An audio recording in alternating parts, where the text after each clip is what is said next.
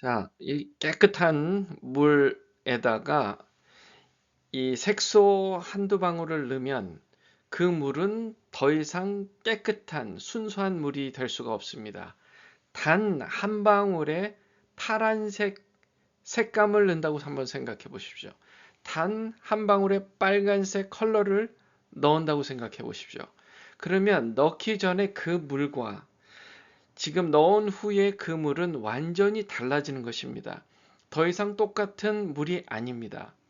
마찬가지로 우리 안에, 우리 마음속에 성령으로 충만해서 순수하고 확고한 신앙을 유지하기 위해서는 우리 안에 악한 것이 조금이라도 들어오지 못하도록 확고한 믿음을 가져야 될 줄 믿습니다.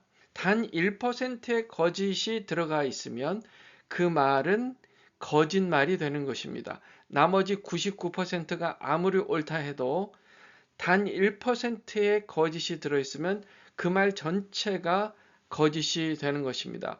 마찬가지로 우리의 마음속에 예수님을 사랑하는 마음, 예수님을 내 개인의 구주로 믿는 마음, 그분이 나의 창조자가 되시고 내 인생의 주인이 되신다는 그 믿음, 그것에 조금이라도 다른 색의 컬러가 들어가면 오염되는 거죠.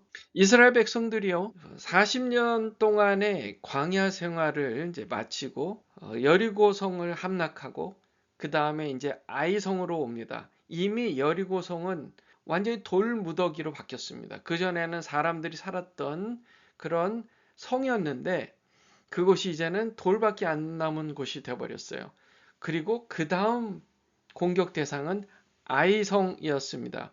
자, 처음 아이성 전투 때 아간이라는 사람이 그 여리고성에서 하나님께 드려질 물건을 훔쳐서 자기 집 땅속에 묻었잖아요.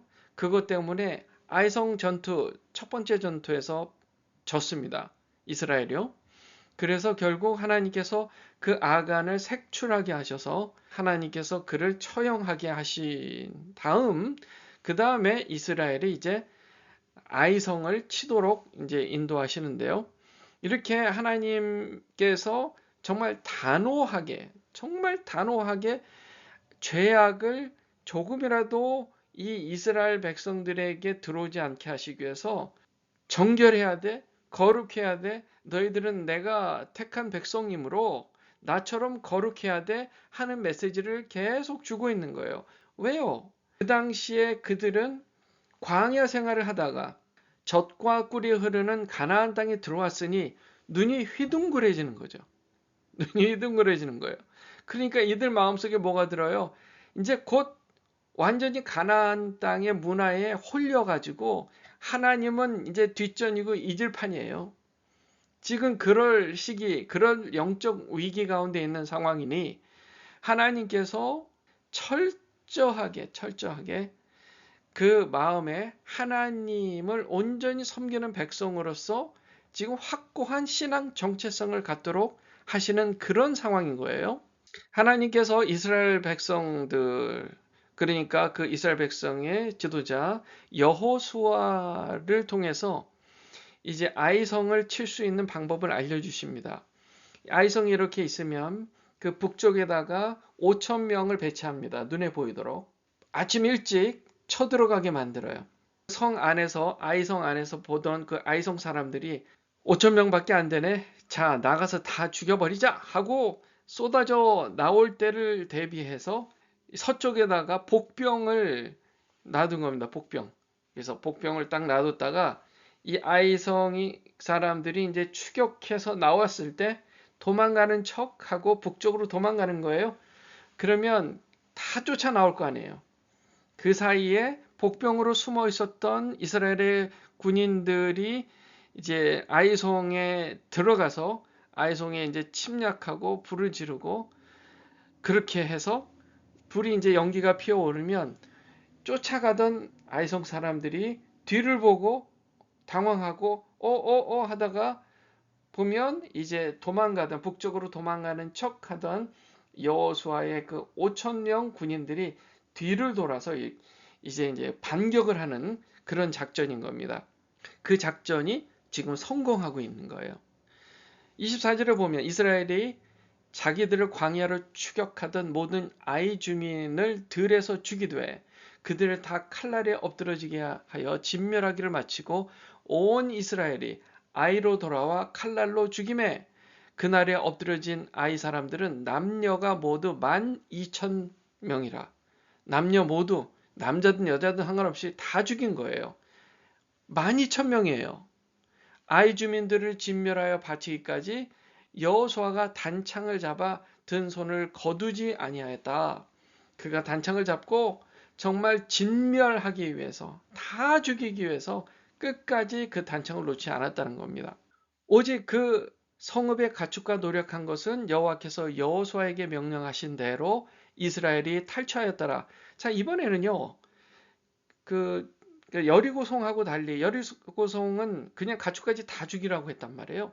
그런데 이번에 아이성에서는 가축은 살려놓고 너희들이 그걸 가져라 한 겁니다. 하나님께서요. 이에 여호수아가 아이를 불살라 그것으로 영원한 무더기를 만들었더니 오늘까지 황폐했다. 아니 굳이 그럴 것까지 있습니까? 사람 좀 살려서 종으로 사용하든지.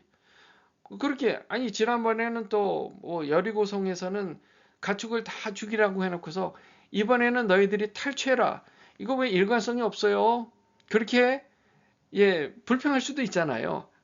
아마 모르긴 몰라도 마음속으로 누군가는 그 당시에 이스라엘 누군가는 불평을 했을 수 있어요. 근데 여기서 아주 중요한 것이 있어요.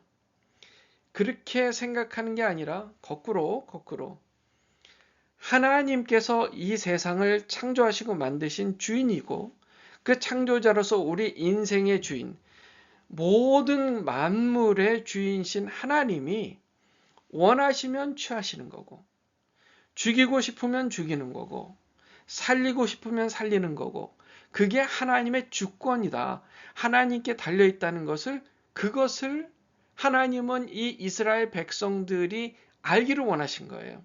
결정권한 그 주권, 그것은 오직 여호와 하나님께 있다는 사실을 뼈저리게 아주 각인시키는 그런 상황이라고 보면 좋겠습니다. 29절 그가 또 아이 왕을 저녁 때까지 나무에 달았다가 해질 때 명령하여 그의 시체를 나무에서 내려 그 성문 어귀에 던지고 그 위에 돌로 큰 무더기를 쌓았더니 그것이 오늘까지 있더라.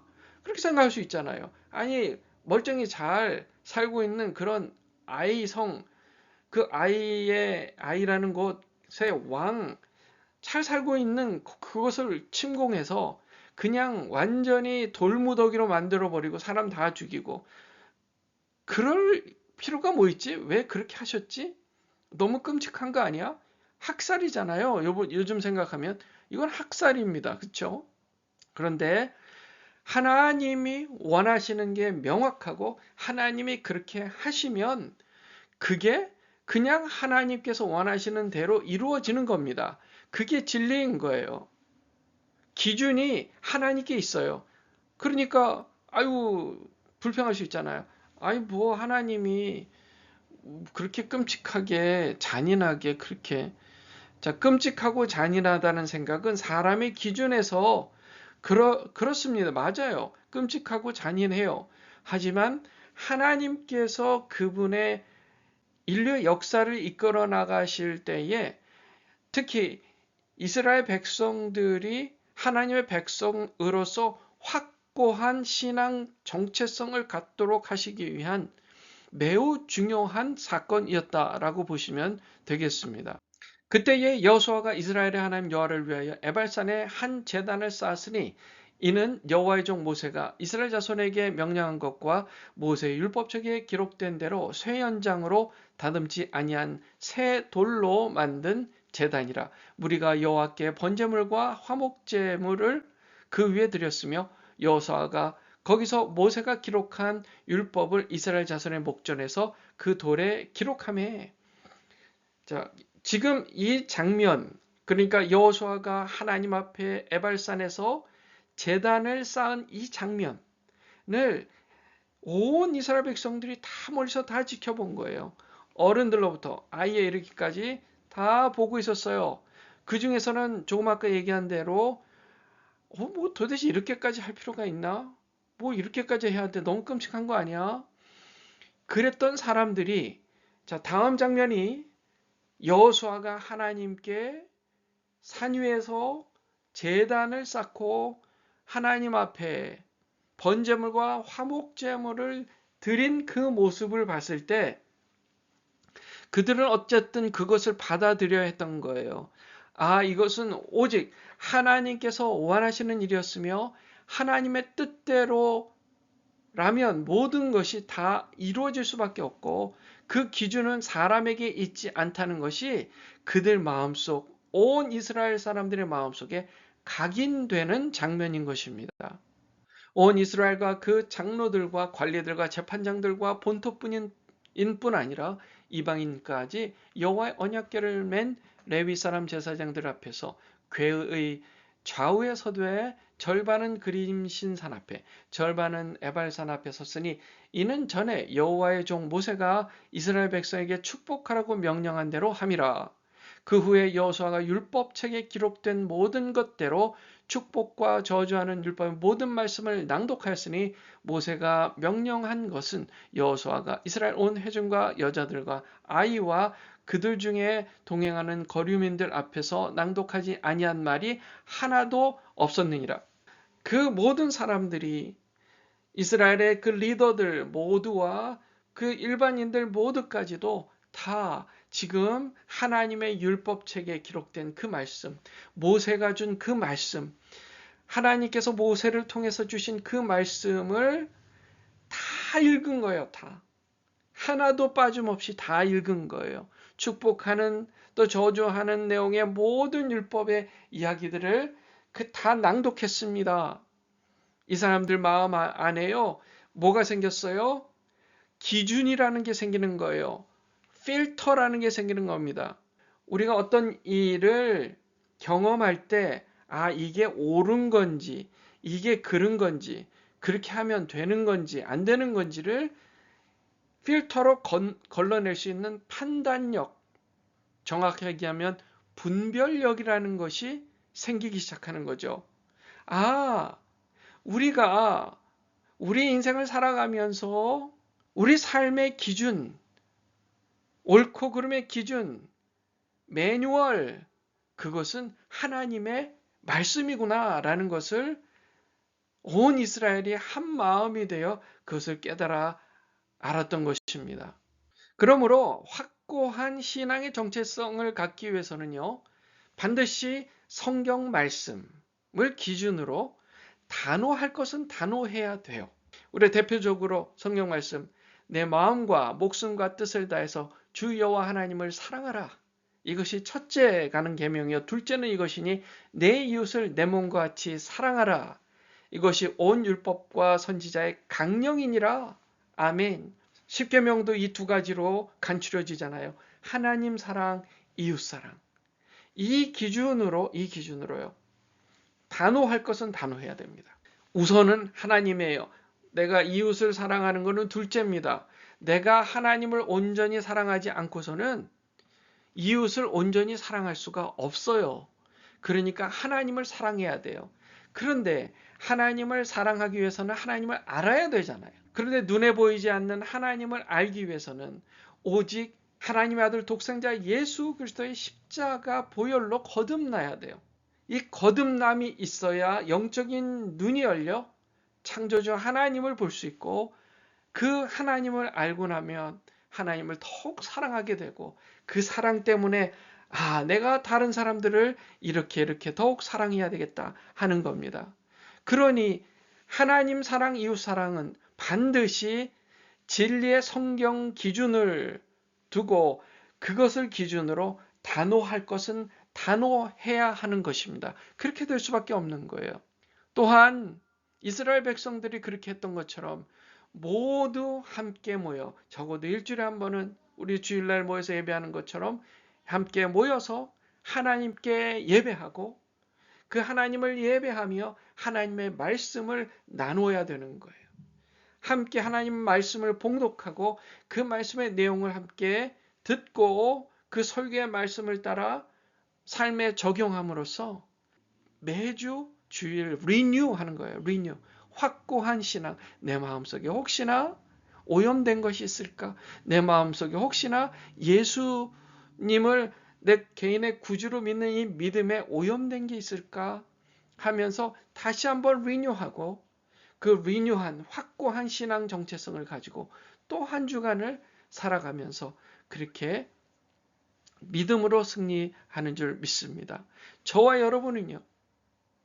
매일 매 순간 우리 눈과 귀로 또 우리의 오감으로 이렇게 경험되어지는 그 모든 인포메이션들 그런 것들을 잘 분별하고 필터로 분별해서 하나님의 말씀을 기준으로 해서 이게 과연 하나님을 사랑하는 것일까? 이게 과연 내 이웃을 내 몸같이 사랑하는 것일까? 그 분별력을 가지고 매일 확고한 믿음으로 여러분의 신앙의 생활을 승리하시길 주님의 이름으로 축원합니다. 기도하겠습니다.